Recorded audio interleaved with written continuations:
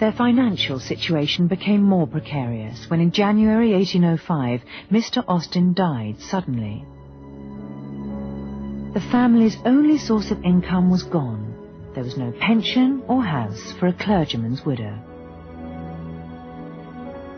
At the age of 29, Jane was now entirely dependent on the goodwill of her brothers. I went to Bath for my father's funeral and to arrange matters for our dear trio of women. I was confident that Edward would give them £100 a year. James, Frank and I put in another £50 each. Well, they had only to move into slightly smaller, furnished lodgings, easily managed by one maid, and spend their summers making visits to family and friends. We were providing fully enough to ensure that my mother and sisters would be quite as rich as ever. With little money and no settled home, they were often obliged to stay at Godmersham in Kent, home of brother Edward, who had now inherited the great estate of his adoptive parents. He had a brood of children, and Jane was invited to look after them. However, she was often seen as the poor relation. She was not so refined as she ought to have been, considering her talent. The Austens were not rich, and the people around them with whom they chiefly mixed were not at all high-bred, or, in short, anything more than mediocre.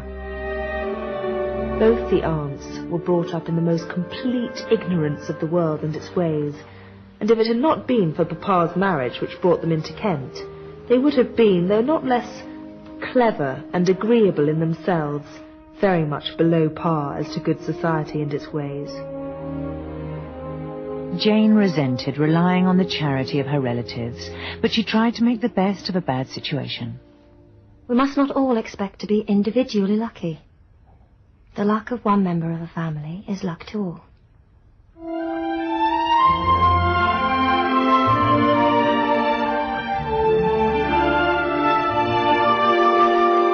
It took some time for Edward to share his good luck, but eventually he made it possible for the Austen women to return to their beloved Hampshire. He offered them a charming cottage on his other estate in the sleepy village of Chawton.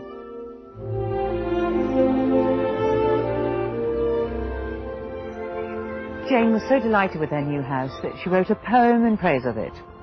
Our Chawton home, how much we find already in it to our mind, and how convinced that when complete it will all other houses beat, that ever have been made or mended, with rooms concise or rooms distended.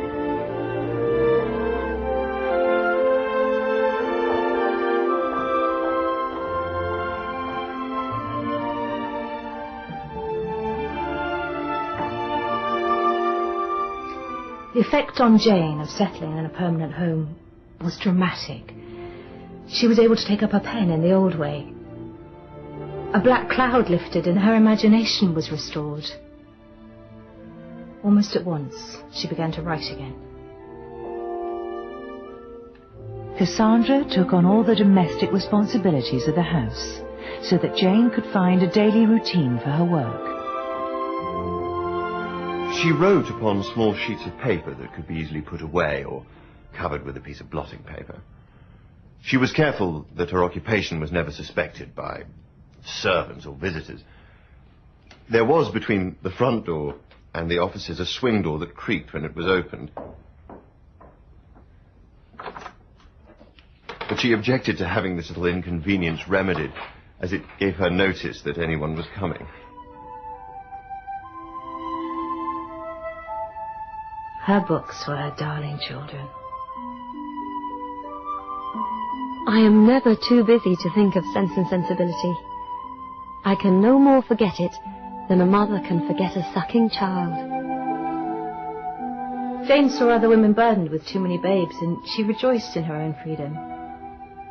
Poor animals, she called our brothers' wives, as well she might. 3 of them died in childbirth. And soon she saw her children go out into the world and prosper.